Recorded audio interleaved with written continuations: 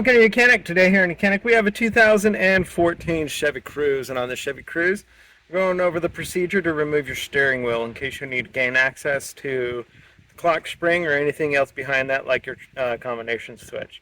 So to start with, you would, as a brief overview, you disconnect your negative battery cable, let your car sit for a good 15 minutes or more so that the car will de-energize. Then hold your hand on the horn portion to make sure that all the power is de-energized out of your vehicle. Then be able to pop this center airbag off, and then follow that procedure to remove this central airbag. You turn this 180 degrees, be able to pop your screwdriver in there, pop the little clips, pop this off, pull it off, and then we have our electrical connector that we want to do. Set this aside very gently and put that down. Now on the steering wheel we have one connector that goes in to the clock spring location. We need to just squeeze that tab and pull that connector undone. That's the only thing we'll need to unhook because everything runs through here, being the horn and so forth. So we unhook that from the clock spring sensor itself. Then we need a T45 Torx bit to get in there to loosen that and to remove it. Now this one, you either have a buddy hold your steering wheel, see if you can hold the steering wheel, use a decent breaker bar, impact tool, you name it.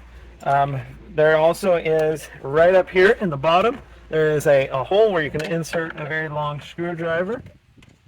Line it up, and it will hold your steering wheel. One thing that you want to do here too is you want to have this in the central location so that your steering or your tires are headed straight forward. So I said a T45, it's a T50.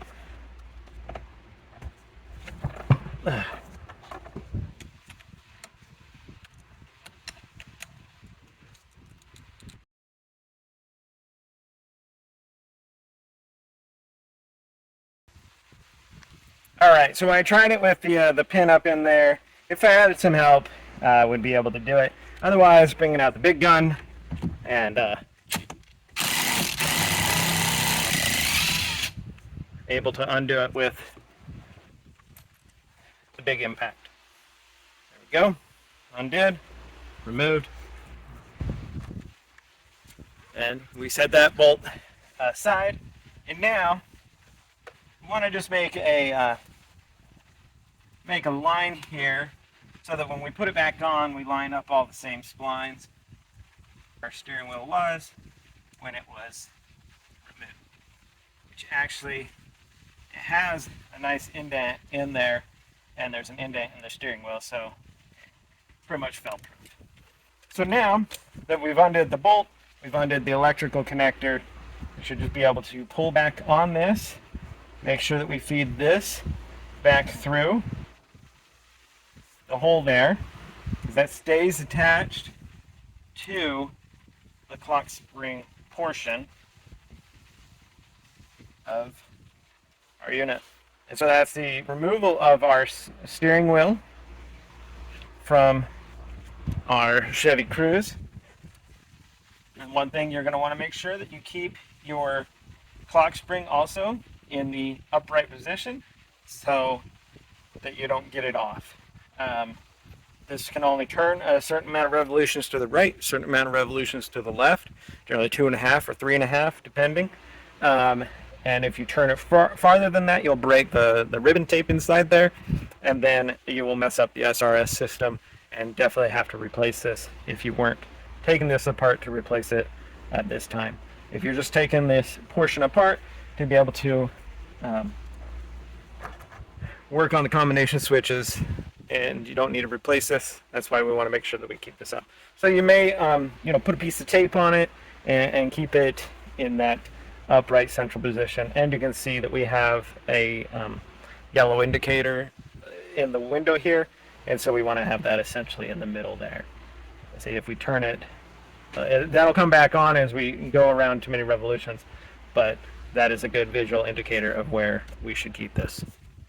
So that would be the removal of your steering wheel on your 2014 Chevy. Now we can go ahead and put our steering wheel back on, lining the lines up.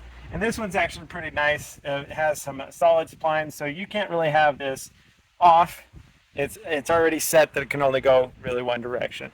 But we still want to make sure that we keep it in the straight central location. We're going to need to feed the electric through from the clock spring unit. Again, make sure that we have this within the sight glass, that we didn't rotate it too much of a revolution around. And then we're going to line this up with the grooves and our mark that we did make there.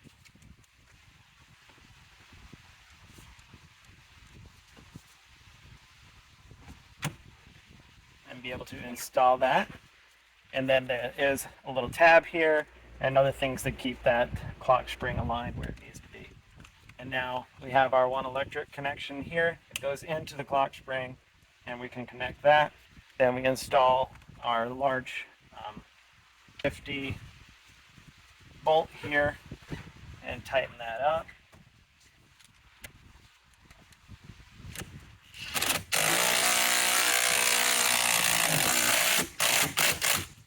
Right, good and tight, and snugged in there.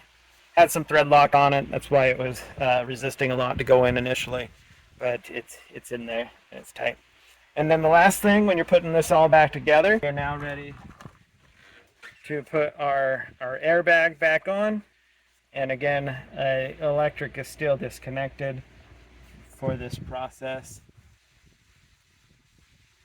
I'm going to line up the connector, press it in, press the double lock in, and now be able to line this up just straight and press it straight on.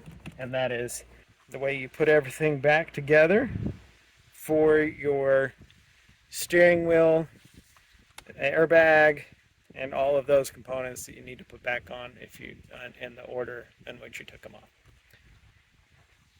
Thanks for watching YOUCANIC, where you can be the mechanic.